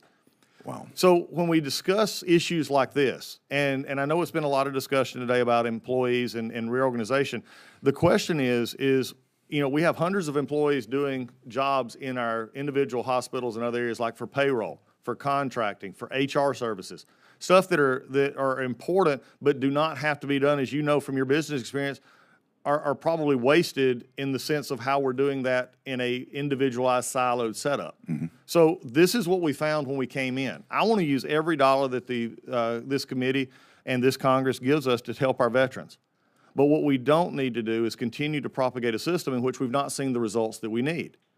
You've been to my home state of Tennessee, Yes. and even within my home state, we have a huge disparity in terms of the way our VA facilities are run and operated and the efficiency with which they're operated. And that disparity manifests itself in one of the lowest performing, maybe the lowest performing system in your lowest performing hospital, VA hospital in your system, versus one of the highest performing. And I can see that you're working on finding opportunities to standardize on best observed practices, to utilize basic business principles to bring up the standard of care across the nation. I'd love to hear you comment just a little bit more about your operational focus and your priorities as you address that. Well, the operational focus is doing whatever it takes to take care of veterans and cutting down the bureaucracy. And I was saying earlier, I've been to almost 50 of our facilities, probably we're close to 15 or 16 of our VAMCs, our hospitals are more there. And what we're finding is everybody gets in a rut. It's just like in Senate. It's just like in the House. It's like in any job. You get into a rut of doing the same thing the same way all the time. And so I'm encouraging them to find new ways. I've told all of our senior leadership teams when I go in, the directors and others, I say, look, you're senior leaders. I need you 5% of the time or 10% of your time thinking about ways to improve your facilities. That's a whole different way of thinking. They've just sort of been isolated on their own. I think now if we're able to give them that encouragement to be leaders and call them if we're calling them senior leaders and paying them to be senior leaders and putting them in charge, they need to be senior leaders. And which means that they hold accountable their employees, they hold accountable to their budgets. And it's why you see in your state that you have discrepancies in facilities. You're not the only state that has that. I can name at least 1 to 2 more states just off the top of my head that within relatively 100 miles, you have 2 facilities that are operated completely different.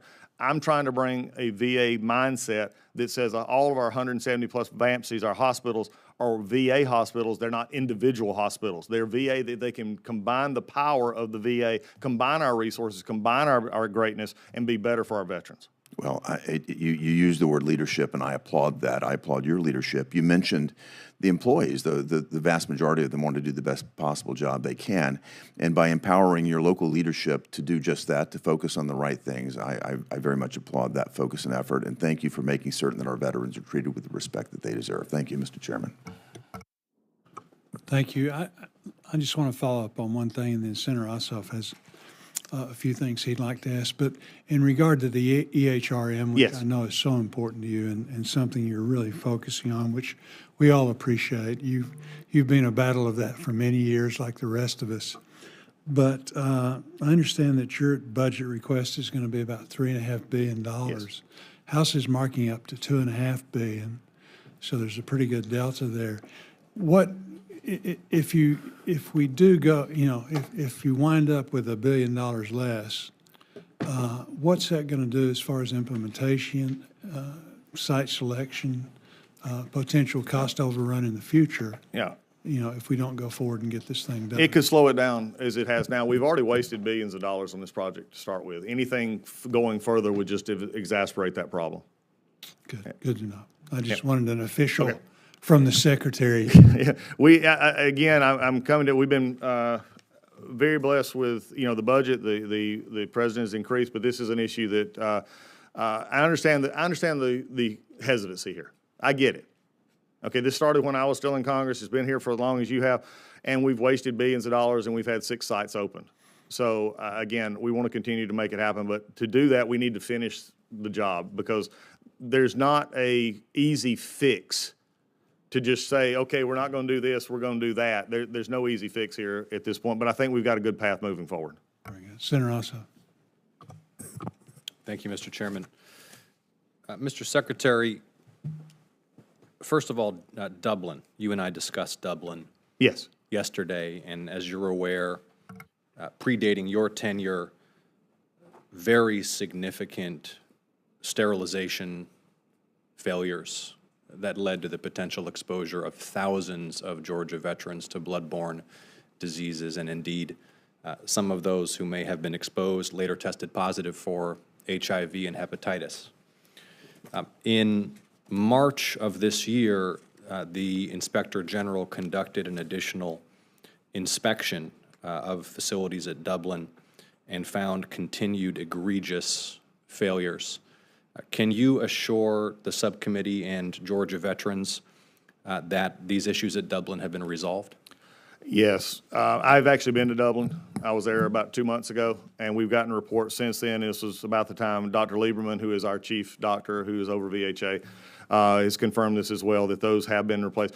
The problem there is a conversation we just had a few minutes ago about leadership, and that's what we're trying to correct. Right now, there's still we're trying to get permanent leadership into the Dublin facility, and for those who may not know the Dublin facility, this is a facility. It's a great part of the state of Georgia. That's my, I got a lot of friends and family down there, but it's harder to recruit down there. It's harder to get folks to come into that facility and want to be there long term. So we're trying to work that out because I think this is a leadership problem that and forgive me, Mr. Secretary, I want to get to the leadership at Dublin, but just to be clear, in order to ensure that we're informing the public, your testimony is that these issues have been resolved at Dublin. And does that include all of the outstanding Inspector General recommendations that were found in March? The March 6th report says that there were significant failures to resolve previous OIG identified deficiencies,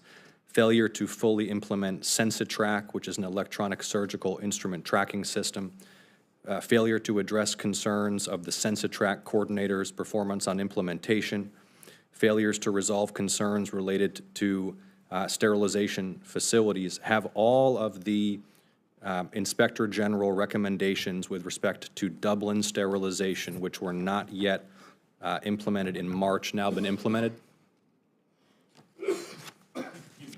No problem. To my understanding, yes. And I'll be happy to, because this is, again, for you and I both in Georgia. I'll be happy to go back and look at that again. My understanding is, yes, Dr. Lieberman said it has, but I'll be happy to go back and look at that and make sure. Yeah, and that same March inspection, in addition to the not yet completed or implemented recommendations from the past OIG report, again at Dublin, this is March, the OIG determined that sterilization and operating room staff failed to remove non-conforming surgical instruments from the rectal tray. OIG found additional surgical instruments in non-conforming condition, and that contrary to policy, staff reprocessed and used non-conforming instruments at the facility. A range of other failures. That was in March. So your assurance that the Inspector General's recommendations have been implemented is appreciated, and I would welcome any follow-up you can provide as soon as possible so that we can reassure folks who are served by this Dublin facility that they're safe getting care there. I will definitely do that, and not to give away, there's some issues at Dublin, especially with this. This is, as you well know, probably before your tenure as well and mine as well, Dublin has had this, there's been some issues down there before. We're going to make sure we're staying on top of it. But I will, again, correct you, and I'll get you some information. And you mentioned that at Dublin, leadership is a major issue. Yes. And as of, we got this report in May. So as of May 9th, we received a report that the recruitment of a new medical director at Dublin was on hold due to the hiring freeze. Now, I know you have faced substantial pushback on the effects of that hiring freeze. Can you confirm that you've changed course and you've exempted that position now from the hiring freeze? Those are exempted, yes. As I shared yesterday on the phone, those are exempted, yes. Okay. And when was that exemption made? Because this was we got this on May 9th, said that recruitment of a new Dublin May 15th. director. May 15th. Yeah. Okay, thank you very much. So that would have been after. Atlanta. Recent Inspector General report focused on Atlanta. This is a June 12th report on staffing shortages, among other issues. Now, and I think you know this, Mr. Secretary, for years, the wait times at the VA Medical Center in Atlanta have been driven in large part by staffing shortages. I've heard it from the leadership there year after year. This Inspector General report found, as of June 12th, 208 vacancies at the Atlanta VA, including 67 provider, 42 registered nurse, 32 licensed practical nurse, 49 medical support assistant, and 18 pharmacist positions short at the Atlanta VA. What is your goal, the date that you'd like to bring the Atlanta VA up to full staffing, please? To hire them all. If you got any, and by when is my question? As soon as possible. I mean, there's no delay here in this. This is and I think if we would also look at the Atlanta market as well in healthcare, we'd also see other at Piedmont, also at Northside, also at the St. Joe's and others having similar shortages in their staffing. Atlanta is a market, like a lot of other markets, in which healthcare, especially CNAs, LPNs, or RNs, are in great demand. They're the ones that are controlling the market. So is doctors as well. And the wait times, as you know, in Atlanta are a particular issue. Of course, there are wait times at other facilities as well.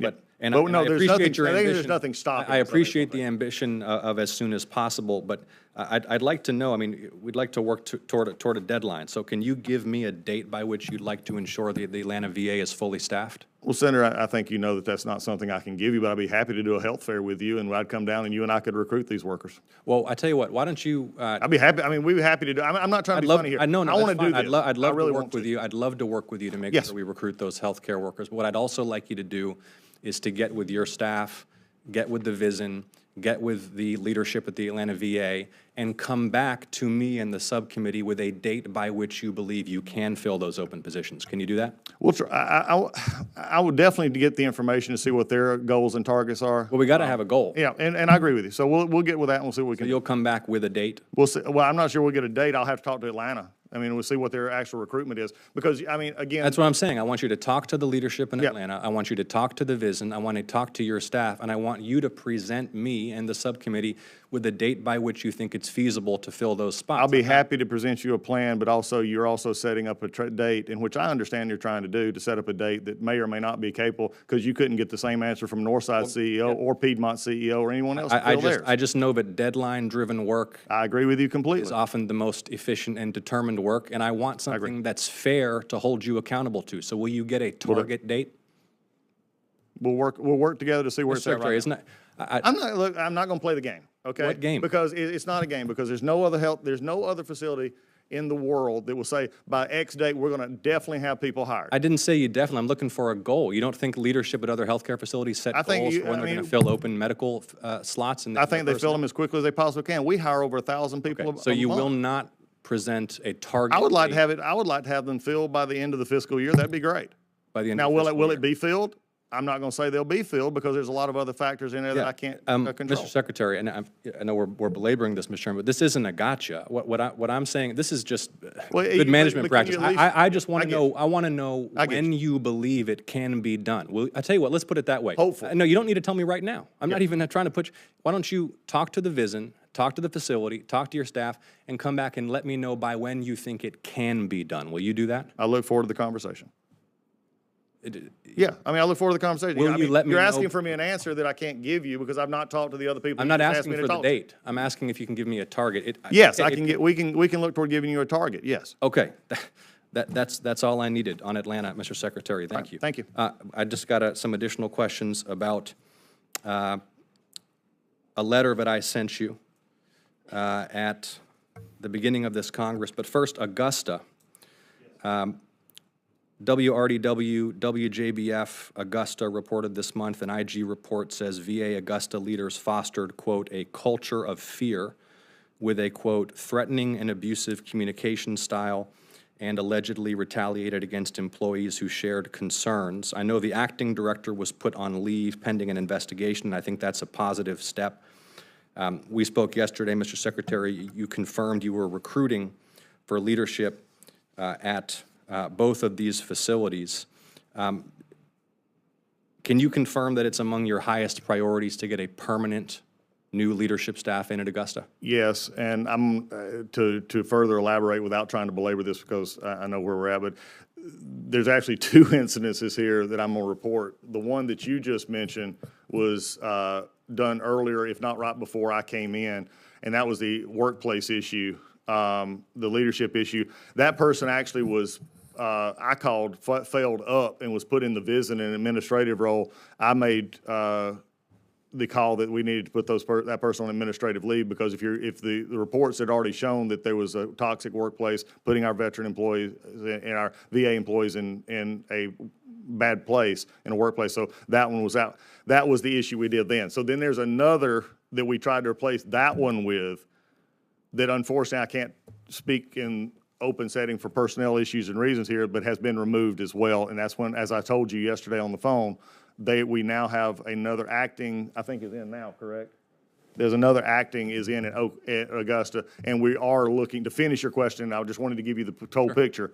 We are looking for permanent. That should be one of our flagship hospitals in our system, and so yes, we're looking for someone to take that permanently. Okay, final issue, and thank you, Mr. Chairman, for indulging the questions.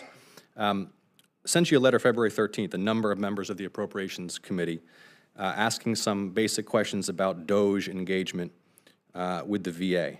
At 13 specific oversight questions. You and I then spoke on May 6th. So we hadn't gotten any kind of meaningful response. You committed to get me meaningful responses. Still have not gotten responses to these questions. And I think this is an opportunity to bring transparency to an issue about which there's been a lot of public controversy and concern. So I haven't gotten answers to these questions that I asked, and a number of members asked in February. So I want to ask you now, which DOJ personnel have visited VA facilities? I don't understand the question. Okay, which DOJ personnel Okay. So personnel who are acting under the auspices or authority of the Department We of have- Government we have- Efficiency have visited, let's start with VA headquarters. Are you talking about our liaisons who actually work for the VA? I'm asking, We have 3. I'm asking which DOJ personnel have visited VA headquarters? The ones that work for us. Okay, what are their positions? They're advisors. They're looking at, through our contracts and stuff like that. Okay, are they still doing that? Yes. Okay. Have they accessed VA patient medical records? They are acting in their role as employees as a normal VA employee would do, and are authorized to do anything that they're currently doing. So, And I'll be happy to take these further for the record if you like. well, Mr. Secretary, I asked you these questions on February 13th in a letter. Okay. It's the end of June. I mean, you were a member of Congress. Would that be satisfactory to you? If I'm offering you a solution, yes. Well, we spoke in May. And I'm offering you a said- solution. No, come on, Mr. Secretary. I asked you these questions in February. We spoke in May. You said you get me the answers, and here you're saying you'll take And them in for all the record. fairness, you just asked me a question about who DOJ employees walked into my facility. A question Don't I tell me first you're trying asked- to be, a question I trying to be first serious asked you about in this. I mean, what DOJ employees? I mean, No, what I just yeah. asked you was, Mr. Chairman. what I just asked you is, have DOJ personnel access I'll be the happy to take- medical records of veterans in And I the have VA told you that database? I told you they're acting in the roles under everything that There they're would be a supposed to as lot VA. less concern about this if the answers weren't so cagey on it all. There's no caginess to it. Any VA employee who has access to anything and work at the VA is totally responsible and trained to Let's do work what they do. together, Mr. Chairman, to get some clarity on this, because I'm not satisfied. It's been months. I don't know why there is such a lack of willingness to engage on this topic. We will follow up, Mr. Secretary. Thank you, Mr. Speaker. Practiced with 9 other doctors with the surgery center, and I really am very familiar with the medical aspect as far as how difficult it is to get people right now. But it all goes back to your caps. And as far as filling positions, these critical positions, that leadership positions, they simply aren't going to do that because they work for a fraction of the pay, doing very important things at the VA. The similar roles in private sector, they probably make twice the money. That's just a number, Yep. but significantly more. So if you would work with our staffs regarding a proposal with the caps, I think Would love that to. would be really helpful. And that's something that, we talk about deadlines and we talk about all this other stuff. This is a very doable thing. Yep. This is I agree. something that we can work together, and I know you're really interested in solving the problem. So, but that's the way to solve it. It's as you pointed out, it's a huge problem throughout, not only the VA but just in medicine in general, as we look at our major facilities throughout the country.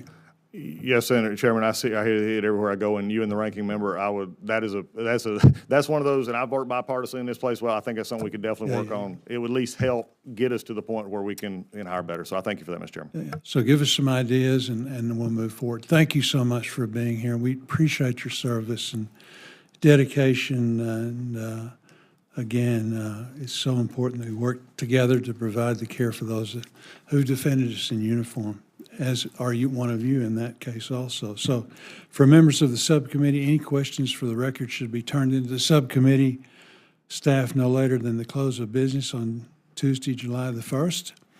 And as always, we appreciate the staffs on both sides that work so hard to make these things possible. With that, we're adjourned.